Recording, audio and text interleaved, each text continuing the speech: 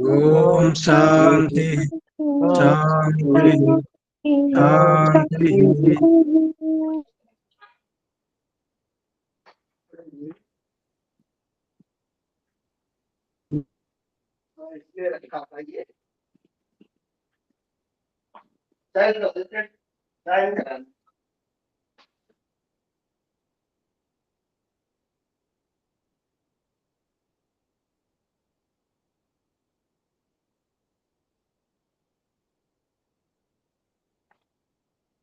ओ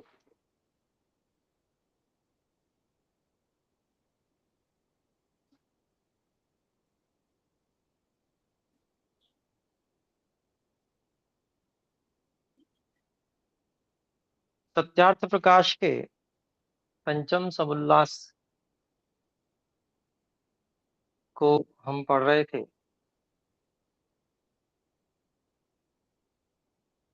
और इसमें जो प्रश्न और उत्तर चल रहे हैं उन प्रश्न और उत्तर में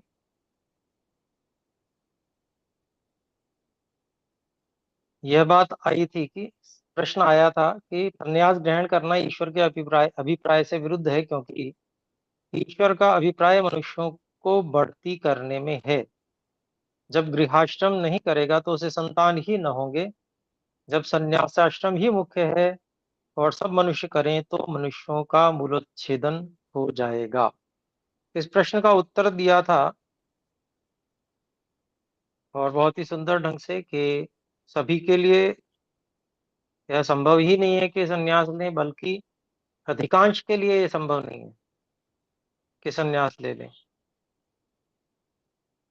क्योंकि वो योग्यता बनाना कोई सरल कार्य नहीं है। और जिनकी योग्यता बन जाए तो उनको संन्यास अवश्य लेना चाहिए, और उनका जो कार्य है वह समाज में आस्तिकता आदि, वेदानुकूल आचरण आदि उत्पन्न करने से जो लोग आपस में सामान्य रूप से लड़ मर सकते थे वे सब बच जाते हैं, उनकी रक्षा हो जाती है। तो इस कारण से जो योग्यता बना सकता है, बना लेता है, उसको अवश्य संन्यास लेकर सारे संसार का उपकार करना चाहिए। और जो सारी प्रजाएं हैं वो समझ लीजिए वो उसकी संतान तुल्य ही है। तो उससे अगले वाले प्रश्न की बात हम कर रहे हैं। यहाँ प्रश्न है, सन्यासी लोग कहते हैं कि हमको कुछ कर्तव्य नहीं, अन्न वस्त्र लेकर आनंद में रहना, अविद्या रूप संसार में माथा पच्ची क्यों करना, अपने को ब्रह्म मानकर संतुष्ट रहना रहना कोई आकर पूछे तो उसको भी वैसा ही उपदेश करना कि तू भी ब्रह्म है, तुझको पाप पुण्य नहीं लगता, क्योंकि शीतोष्ण शरीर, क्षुधा तृषा प्राण और सुख दुख मन का धर्म है। जगत मिथ्या और जगत के व्यवहार भी सब कल्पित अर्थात झूठे हैं, इसलिए इसमें फंसना बुद्धिमानों का काम नहीं। जो कुछ पाप पुण्य होता है वह देह और इंद्रियों का धर्म है, आत्मा का नहीं, इत्यादि उपदेश करते हैं। और अपने कुछ विलक्षण और आपने कुछ विलक्षण संन्यास का धर्म कहा है। अब हम किसकी बात सच्ची और किसकी झूठी माने? तो पहले जब ऋषि दयानंद जी का समय था उस समय भी ऐसे लोग थे जो इस प्रकार के झूठे लोग सन्यासी बन बैठते थे,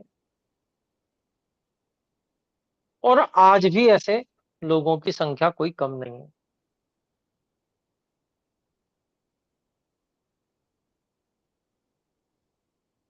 क्योंकि उस समय जनसंख्या कम थी, इसलिए अनुपात में ऐसे लोग अधिक थे। अभी जनसंख्या बढ़ गई है तो अनुपात की दृष्टि से देखें, संख्या अधिक होते हुए भी अनुपात की दृष्टि से देखें तो थोड़ा अनुपात कम है, परंतु अब भी है।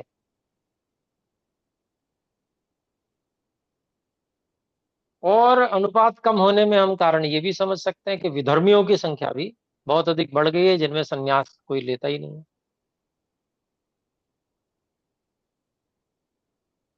तो इसलिए यह जो इस प्रकार की बातें करना, संसार में माथा-पच्ची क्यों करना, खुद को ब्रह्म मान के संतुष्ट रहो, ये सब बातें जो है, वो महर्षि दयानंद सरस्वती जी ने इससे विपरीत बात कही कि संसार का उपकार करता है सन्यासी। सन्यासी बनते ही संसार के मुख्य मुख्य रूप से संसार का उपकार करने के लिए है, संसार को वेद का उपदेश करने के लिए बनते हैं। ईश्वर प्राप्ति करना व्यक्तिगत कार्य हो सकता है, परंतु ईश्वर प्राप्ति करने से जो क्षमता योग्यता बढ़ती है, उससे जो समाज का संसार का उपकार होता है, वो बहुत बड़ी बात है। तो यहाँ पर किसकी बात सच्ची और किसकी झूठी माने, इसका उत्तर महर्षि जी यहाँ पर दे रहे हैं। आइए इसको पढ़ते हैं। क्या उनको अच्छे कर्म भी कर्तव्य नहीं? प्रश्न उठा दिया, प्रश्न के ऊपर प्रश्न उठा दिया कि जो लोग ऐसा कहते हैं कि जगत मिथ्या है, जगत के व्यवहार भी सब कल्पित झूठे हैं, इसलिए इसमें फंसना बुद्धिमानों का काम नहीं, तो वो कुछ भी करने के लिए तैयार नहीं है। तो उनके लिए प्रश्न पूछ रहे हैं कि क्या जो लोग ऐसा कहते हैं, क्या उनको अच्छे कर्म करना भी कर्तव्य नहीं है? फिर आगे कहते हैं, देखो वैदिकैश्च कर्म भी मनुस्मृति। तो मनु जी ने वैदिक कर्म जो धर्मयुक्त सत्य कर्म है, सन्यासियों को भी अवश्य करना लिखा है। क्या भोजन छादन आदि कर्म वे छोड़ सकेंगे? तो प्रश्न इस ढंग से रखा है कि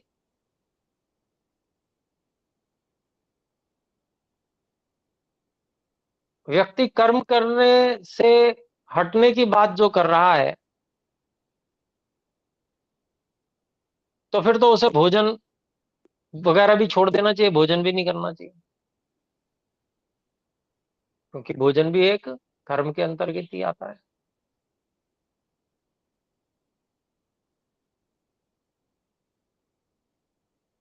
लेकिन वो जीवन के लिए आवश्यक है, तो वो तो करते रहते हैं, और बाकी सब कार्यों के लिए जो अच्छे कार्य करने चाहिए उसके लिए बहाना मार देते हैं। तो ये बात जो है बिल्कुल ठीक नहीं है और दंडनीय है, गलत है। ऐसे जो लोग हैं वे गलत लोग हैं।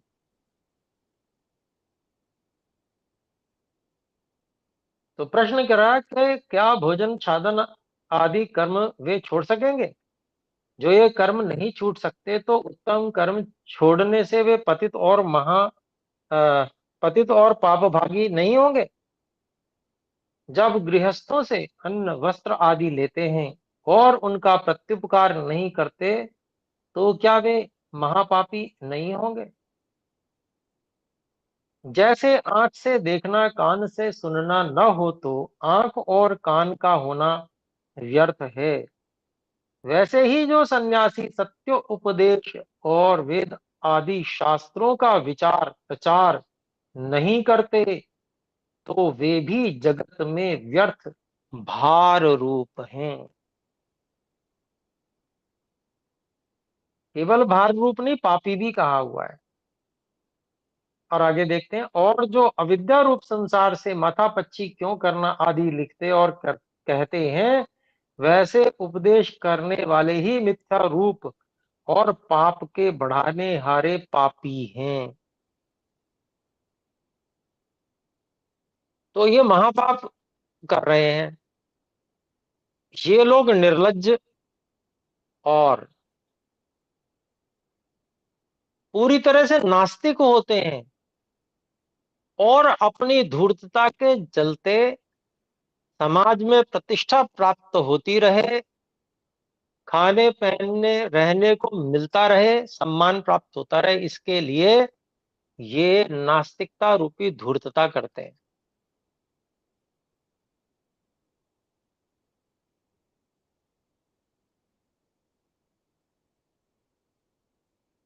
और यह जो इस प्रकार की नास्तिकता है, यह इनकी छुपी रहती है। नास्तिकता छिपी हुई होने से धूर्तता भी उजागर नहीं होती। कपड़े रंग लेते हैं, इसलिए सामान्य व्यक्ति धोखा खा जाता है। तो इसलिए यह जो भी कर्म करते हैं, इनको भयंकर दंड मिलने वाला है। इस प्रकार से जो लोग करते हैं, ये ईश्वर की व्यवस्था से बच नहीं सकते हैं। महापाप के भागी और भयंकर दंड के भागी होने वाले। फिर आगे कहते हैं, जो कुछ शरीर आदि से कर्म किया जाता है वह सब आत्मा ही का और उसके फल का भोगने वाला भी आत्मा है।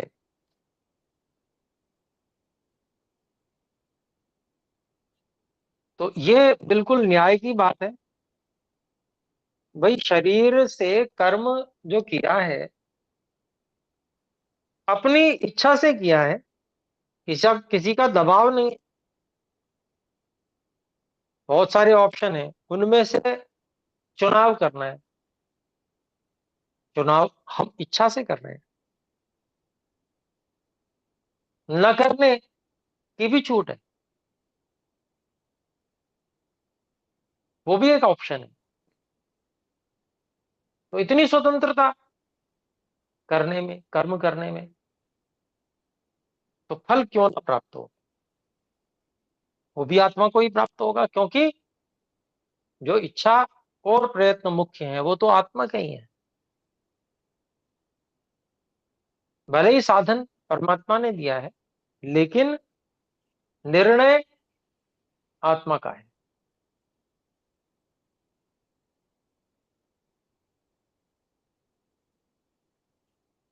तो यहां पर यह बात कही जा रही है, जो कुछ शरीर आदि से कर्म किया जाता है वह सब आत्मा ही का और उसके फल का भोगने वाला भी आत्मा है।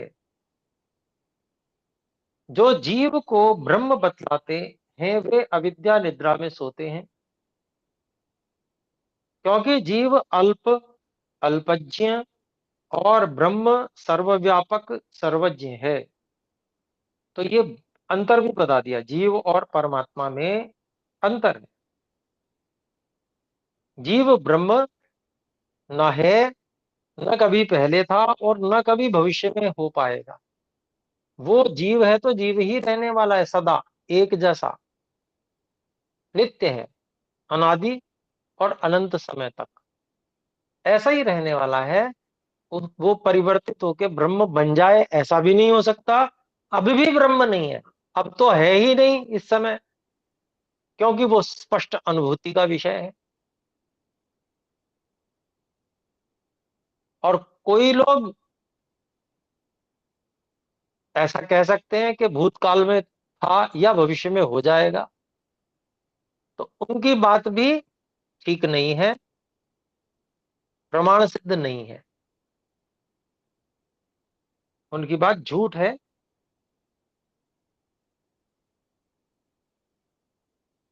तो ये जो अंतर है, ये अंतर स्पष्ट वर्तमान में अनुभव हो रहा है कि जो हम जीव हैं, हम अल्प हैं और अल्पज्ञ हैं, हम सर्वव्यापक नहीं है, ये स्पष्ट अनुभूति हो रही है। ना ही हम सर्वज्ञ हैं, हम तो बहुत कुछ जानना चाहते हैं, नई नई बात जानते रहते हैं। तो इसलिए यह कहना कि जीव ब्रह्म है, वे अविद्या निद्रा में सो रहे हैं। फिर कहते हैं, ब्रह्म नित्य शुद्ध बुद्ध मुक्त स्वभाव युक्त है और जीव कभी बद्ध और कभी मुक्त रहता है। एक दृष्टि से कहें तो वो हमेशा ईश्वर की अवस्था में ही है, ईश्वर की व्यवस्था में है।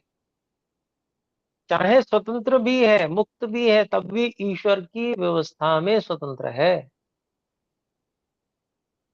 अपना सामर्थ्य न्यून होने के कारण से।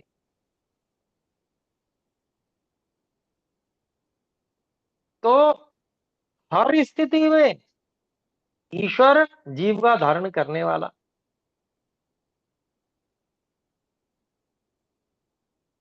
ईश्वर को सहायता करने वाला है। तो जीव कभी तो बद्ध अवस्था में रहता है, कभी मुक्त अवस्था में रहता है, लेकिन बद्ध और मुक्त अवस्था दोनों ही अवस्थाओं में परमात्मा की व्यवस्था के अंतर्गत रहता है।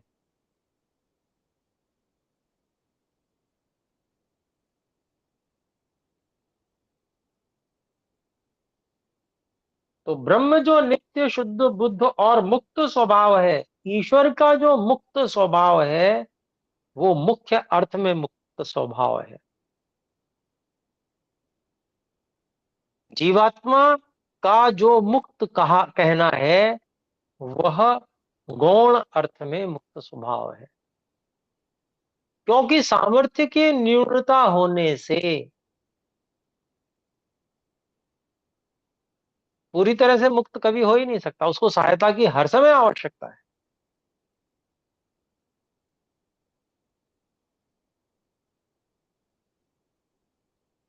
तो इसलिए जो मुक्त शब्द है, वह परमात्मा में ही मुख्य रूप से घटित होता है। जीव में भी यह मुक्त शब्द प्रयुक्त होता है, परंतु ईश्वर की व्यवस्था में रहते हुए, और कभी बद्ध भी होता है।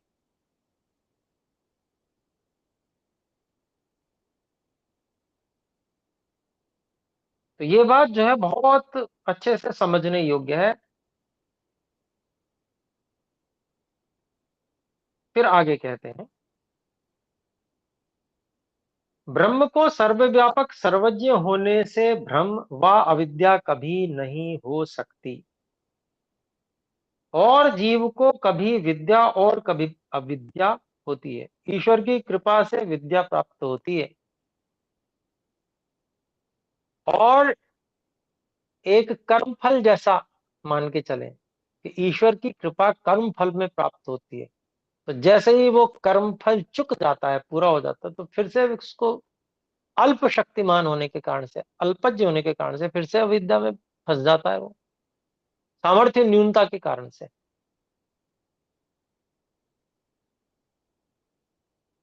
तो इसमें भी कोई ईश्वर का दोष नहीं है। कुछ लोग ईश्वर पे दोष लगाने लगते हैं कि ईश्वर जो है वो हमेशा के लिए नहीं ईश्वर मुक्ति में रख सकता क्या जीवात्मा को। सामर्थ्य तो बहुत है, परंतु ईश्वर का स्वभाव एक और है, वो न्यायकारी भी। हमारे और आपके कहने से क्या ईश्वर अपने न्यायकारी स्वभाव को छोड़ देंगे?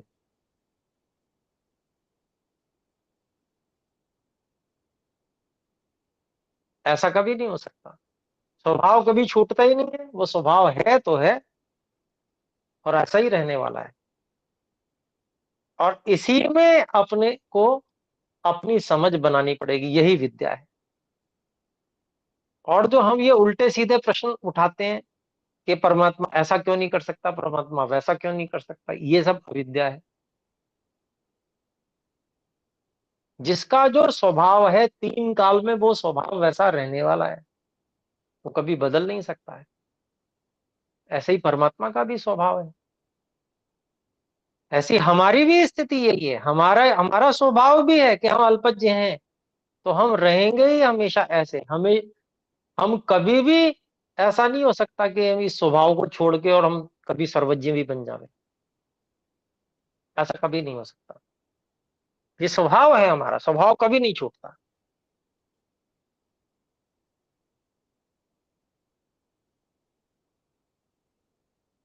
तो ब्रह्म को सर्वव्यापक सर्वज्ञ होने से, अब ये सामर्थ्य है परमात्मा की, स्वभाव से ही सामर्थ्य है। इस कारण से परमात्मा को भ्रम और विद्या कभी नहीं हो सकती, और जीव को कभी विद्या और कभी अविद्या होती है।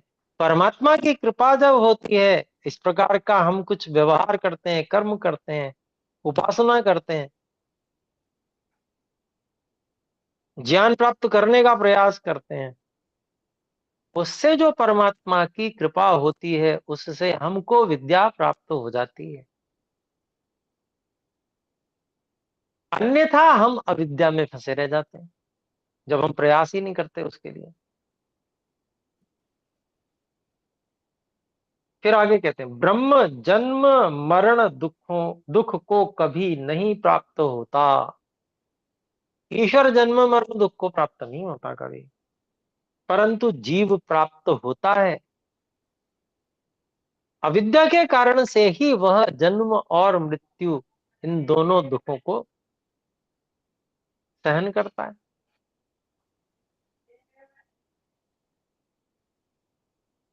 प्राप्त करता है।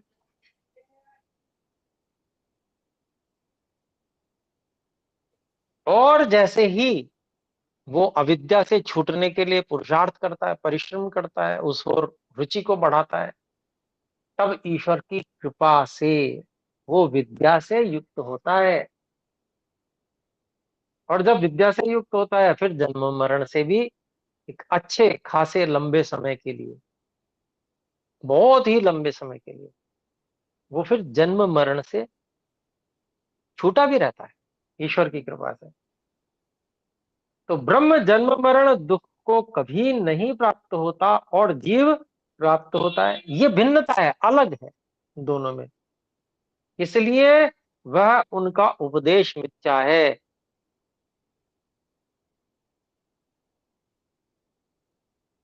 फिर प्रश्न करते हैं, अगला प्रश्न आ रहा है, सन्यासी सर्व कर्म विनाशी और अग्नि तथा धातु को स्पर्श नहीं करते, यह बात सच्ची है या नहीं?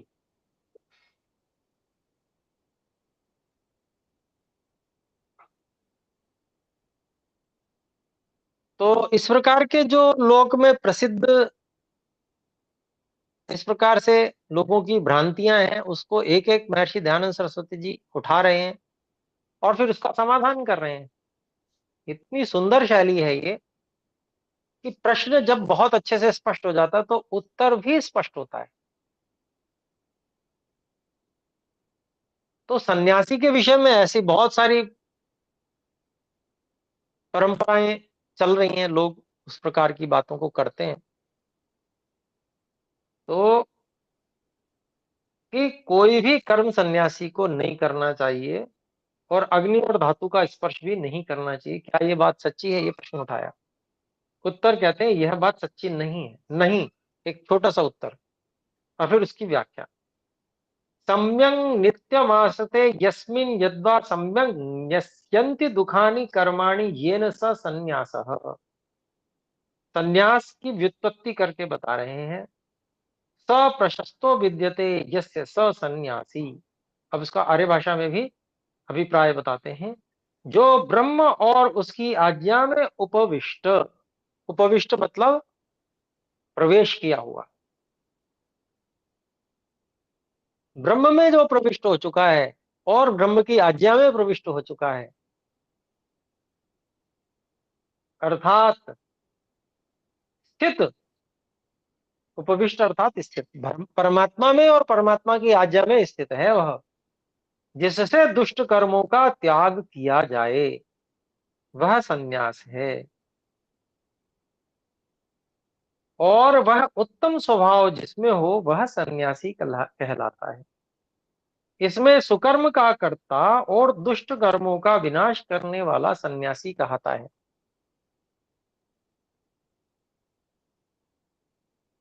तो उसकी जो व्युत्पत्ति, शब्द की ही व्युत्पत्ति इस बात का संकेत कर रही है कि सन्यास में कर्म का नाश नहीं होता, बल्कि केवल उत्तम कर्म ही किए जाते हैं, दुष्ट कर्मों को पूरी तरह से नष्ट कर दिया जाता है। फिर एक और प्रश्न उठा रहे हैं, अध्यापन और उपदेश गृहस्थ किया करते हैं, उन्हें सन्यासी का क्या प्रयोजन है?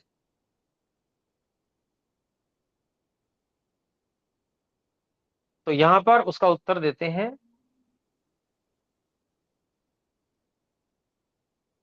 जो ब्राह्मण का कर्तव्य कर्म है वो अध्यापन करना, उपदेश करना है ही। तो यह उपदेश जब गृहस्थी है, ब्राह्मण तो गृहस्थी भी होते हैं, अधिकांश मतलब वैसे ब्राह्मण गृहस्थी ही होते हैं। ब्राह्मण स्तर का भी व्यक्ति हो, परंतु यदि वह गृहस्थ में नहीं गया है तो ब्राह्मण कहा नहीं जाएगा, वो ब्रह्मचारी रहेगा, अथवा वो सीधे संन्यास ले लेगा। ब्राह्मण तो कहा ही उसको जाएगा जो गृहस्थ में प्रवेश कर चुका है। तो इसीलिए अध्यापन और उपदेश गृहस्थ किया करते हैं, इस बात को कहा प्रश्न में, जो कि सही बात भी है। जब वही सब कर लेंगे, उपदेश और अध्यापन, तो फिर सन्यासियों का क्या प्रयोजन है, फिर सन्यासियों की क्या आवश्यकता है। कितना सुंदर उत्तर है, आइए देखें। सत्योपदेश सब आश्रमी करें और सुने, परंतु जितना अवकाश और निष्पक्षपातता सन्यासी को होती है, उतनी गृहस्थी को नहीं। तो ये बात भी सही है, गृहस्थ व्यक्ति की आवश्यकताएं, उसके कर्तव्य कर्म अधिक होने के कारण से आवश्यकताएं अधिक होती हैं। तो कभी ये ऐसा हो सकता है कि वह पक्षपात से युक्त भी हो जाए, यद्यपि होना नहीं चाहिए, कोई ये विधान नहीं है या कोई छूट भी नहीं है, परंतु संभावना की बात की जा रही है। कई बार व्यक्ति जो है ना, इसको इस रूप में ले लेता है कि भाई गृहस्थियों को तो छूट है, कभी कभी पक्षपात कर लेना चाहिए। तो ऐसा कदापि नहीं समझना चाहिए। यदि गृहस्थी भी पक्षपात करेगा तो पाप का भागी बनेगा ही बनेगा, बच नहीं सकता। कभी वो समझे कि वही गृहस्थ में आया है तो चलो थोड़ा बहुत इसको पक्षपात करने की छूट दे दी जाए, पाप न लगे, ऐसा बिल्कुल भी नहीं है, कदापि नहीं है। यहां जो बात कही जा रही है उसका अभिप्राय यह है कि अवकाश अधिक है, अवसर अधिक है सन्यासी के पास में, क्योंकि उसके पास में जो कर्तव्य कर्म है अपेक्षाकृत गृहस्थी की अपेक्षा कम है। जिम्मेदारी गृहस्थी पर अधिक मात्रा में है। बड़ी जिम्मेदारी यद्यपि गृहस्थ से भी बड़ी जिम्मेदारी संन्यास की है। बड़ी जिम्मेदारी और संख्या में अधिक होना, ये दोनों में अंतर है। बड़ी जिम्मेदारी का अर्थ होता है कि अधिक सूक्ष्मता से जो जिम्मेदारी है उसका पालन किया जाए। अगर अधिक सूक्ष्मता से उसका पालन नहीं किया जाता है तो वो बहुत अधिक दंड का भागी होगा। इस रूप में इसको बड़ी जिम्मेदारी कहा जा रहा है। और ये राजदंड व्यवस्था में इस बात की चर्चा आने वाली है आगे। हम जब छठा समुल्लास पढ़ेंगे वहां इस बात की चर्चा आती है कि जिसकी जितनी अधिक योग्यता है और वह यदि पाप कर्म कोई करता है तो उसको उतना ही अधिक मात्रा में दंड मिलना चाहिए, क्योंकि उसकी बड़ी जिम्मेदारी है। ये बड़ी जिम्मेदारी एक अलग है, और मात्रा में अधिक जिम्मेदारी होना अर्थात संख्या में अधिक जिम्मेदारी होना ये अलग विषय है। तो गृहस्थी की जो जिम्मेदारियां हैं वो संख्या में बहुत अधिक है।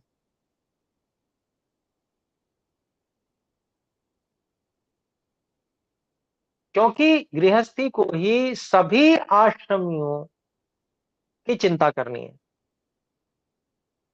गृहस्थ को गृहस्थ की भी का भी पालन करना है, गृहस्थ को ब्रह्मचारी का भी पालन करना है, वानप्रस्थी का भी यथा संभव यथा समय। यद्यपि वानप्रस्थी अपनी व्यवस्था भी रखते हैं, लेकिन गृहस्थी का फिर भी कर्तव्य कर्म है कि वो पितरों की सेवा करे। और सन्यासियों के लिए भी गृहस्थी को कर्तव्य कर्म है कि वो उनकी भी सेवा करे। तो इसलिए इस दृष्टि से जो हम कहेंगे जो कर्तव्य कर्म है, जिम्मेदारियां हैं, वो गृहस्थी की बहुत अधिक है। तो इसलिए जब जिम्मेदारियों की संख्या अधिक हो गई तो अवकाश कम हो गया सत्योपदेश का। लेकिन सन्यासी को सत्योपदेश का अवकाश अधिक है। योग्यता अधिक होने से वैराग्य अधिक होने से उसने संन्यास का ग्रहण किया है, तो उसकी बड़ी जिम्मेदारी अलग प्रकार की है, तो उसको अवकाश भी अधिक है। तो इस बात को यहां पर कहा जा रहा है। इसलिए जब अवकाश अधिक है तो इसलिए वह निष्पक्षपातता अधिक पालन कर सकता है। जितनी ज्यादा उलझन होगी निष्पक्षपातता का पालन करने में उतनी ही अधिक कठिनाई होगी। उलझन, अधिक दायित्व, उत्तरदायित्व, वो अधिक उलझन को बढ़ाते हैं। इसके कारण से ये समस्या आती है थोड़ी। तो कर्तव्य कर्म यद्यपि निष्पक्षपातता का सभी का है, परंतु अवसर की दृष्टि से यहां पर यह बात कही गई है, छूट छाट नहीं है किसी को भी, व्यवहारिक बात को बताया जा रहा है कि किसको अधिक अवसर है। तो जितना अवकाश और निष्पक्षपातता सन्यासी को होती है उतनी गृहस्थी को नहीं। हाँ, जो ब्राह्मण हैं उनका यही काम है कि पुरुष पुरुषों को और स्त्री स्त्रियों को सत्योपदेश और पढ़ाया करें। जितना भ्रमण का अवकाश सन्यासी को मिलता है उतना गृहस्थ ब्राह्मण आदिकों को कभी नहीं मिल सकता, क्योंकि गृहस्थ को एक स्थान पे ही रहना पड़ेगा, तभी वो सभी कर्तव्य कर्मों का निर्वाह कर सकता है। अगर वो घूमता रहेगा तो कर्तव्य कर्मों का निर्वाह नहीं कर पाएगा। तो वो कर्तव्य कर्मों का निर्वाह भी करते रहे एक स्थान पे रहते हुए, और उसके कर्तव्य कर्म में पढ़ाना भी सम्मिलित है। तो वेद पढ़ना पढ़ाना ये उसके कर्तव्य कर्म में सम्मिलित है, तो वो एक स्थान पे रहते हुए भी वेदों को पढ़ता पढ़ाता रहेगा। स्त्री स्त्रियों को, पुरुष पुरुषों को, जिससे जो एक स्वाभाविक शारीरिक और ऐन्द्रियक आकर्षण है उससे बचा जा सके। उससे बचने का प्रयोजन भी विद्या की वृद्धि में है। संघर्ष कम होगा तो विद्या की वृद्धि अधिक होगी, संघर्ष अधिक होगा तो विद्या की वृद्धि उतनी ही कम हो जाएगी। इसलिए यह व्यवस्था बहुत अधिक आवश्यक है।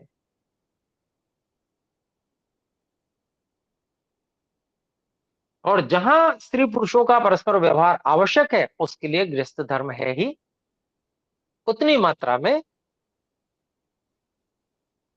उसकी बात भी की गई है, परंतु पठन पाठन में उसकी आवश्यकता है ही नहीं कहीं। तो इसलिए जो ब्राह्मण है उनका यही काम है कि पुरुष पुरुषों को और स्त्री स्त्रियों को सत्योपदेश और पढ़ाया करें। जितना भ्रमण का अवकाश सन्यासी को मिलता है उतना गृहस्थ ब्राह्मण आदिकों को कभी नहीं मिल सकता। जब ब्राह्मण वेद विरुद्ध आचरण करें तब उनका नियंता सन्यासी होता है, इसलिए सन्यास का होना उचित है। तो नियंत्रण करने वाला उनको उनके दोष को बताकर उनका सुधार करने वाला ये सन्यासी होता है, और राजा को भी वो निर्देश कर सकता है सन्यासी कि जो इस प्रकार की त्रुटि करे उसको दंडित करो। क्योंकि क्षत्रिय से ऊपर अधिक ब्राह्मण होता है, योग्य भी होता है, तो अनेक बार क्षत्रिय संकोच कर सकता है दंड देने में। लेकिन जब ब्राह्मण से भी उत्कृष्ट और योग्य सन्यासी आदेश करता है तो क्षत्रियो को करना ही होगा वो, और उस पर कोई दोष भी नहीं आएगा। इसलिए सन्यास का होना बहुत आवश्यक है।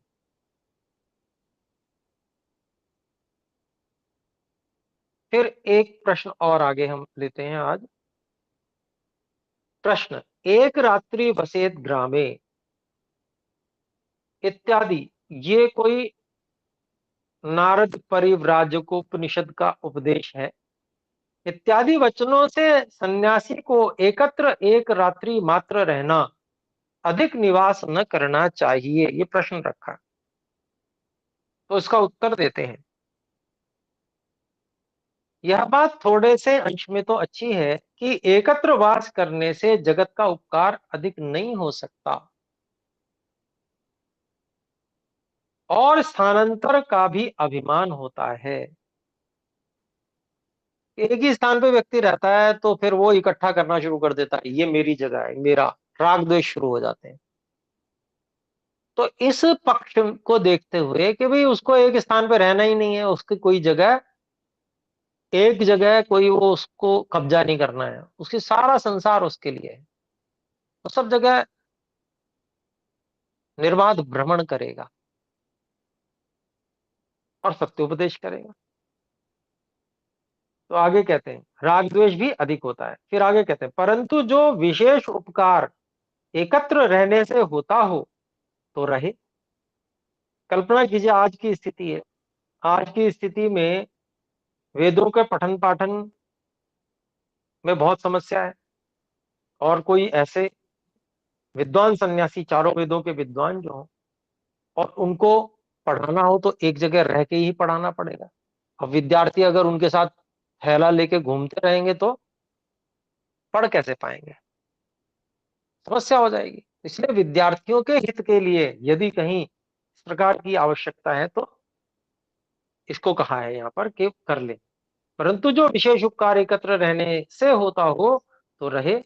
जैसे राजा जनक के यहाँ 4-4 महीने तक पंचशिखा आदि और अन्य सन्यासी कितने ही वर्षों तक निवास करते थे और एकत्र न रहना, यह बात आजकल के पाखंडी संप्रदायों ने बनाई है। क्योंकि जो सन्यासी एकत्र अधिक रहेगा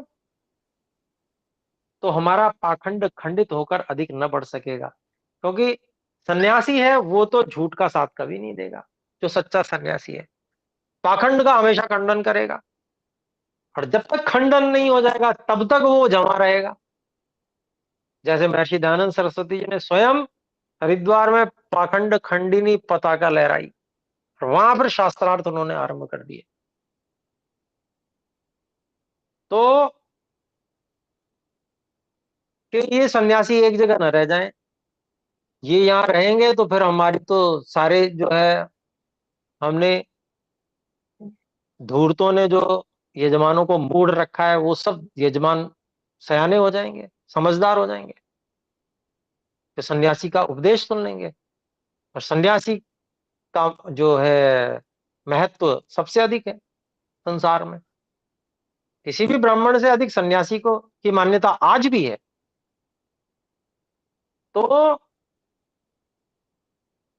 इस बात को उन्होंने कहा ये पाखंडियों का रचाया जाल है, इसमें नहीं फंसना चाहिए और सन्यासी को सत्य का उपदेश और सत्य का प्रचार करने का पूरा अवसर मिलना चाहिए, पाखंड का खंडन करने का पूरा अवसर मिलना चाहिए। तो आज हम इतना ही रखते हैं। हम में से कोई भी भाई बहन यदि कोई शंका हो तो कृपया हस्तोत्थापन द्वारा सूचित कर सकते हैं।